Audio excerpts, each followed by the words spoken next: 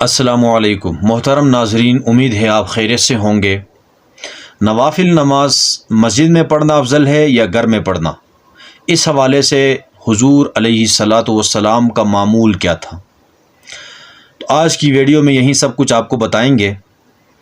نبی علیہ الصلاۃ والسلام کی احادیث میں اللہ کے نبی نے جا بجا حکم بھی دیا ہے، اور امام ترمذی نے باقاعدہ نفل نماز کا پورا باب قائم کیا ہے، باب صلاۃ التطوع فی البیت کے نام سے، کہ گھر میں حضور علیہ الصلوۃ والسلام کا نماز پڑھنا، نفل نماز۔ اس میں ایک روایت ذکر کی ہے حضرت سعد رضی اللہ تعالیٰ عنہ کی۔ اس میں حضرت سعد رضی اللہ تعالیٰ عنہ نے نبی علیہ السلام سے پوچھا کہ یا رسول اللہ صلی اللہ علیہ وسلم کہ نوافل نماز گھر میں پڑھنا افضل ہے یا مسجد میں پڑھنا؟ تو نبی علیہ السلام نے فرمایا کہ آپ مجھے دیکھ رہے ہو کہ میرا جو گھر ہے وہ مسجد کے بالکل قریب ہے، میرے کو مسجد میں آنے جانے میں کوئی دقت نہیں، لیکن اس کے باوجود بھی نوافل میں گھر میں پڑھنا زیادہ پسند کرتا ہوں۔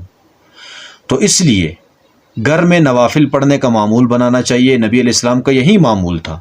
اس لیے بعض احادیث میں اللہ کے نبی نے حکم بھی دیا ہے کہ گھر میں نماز کا کچھ حصہ ادا کیا کرو اور اپنے گھروں کو قبرستان مت بناؤ۔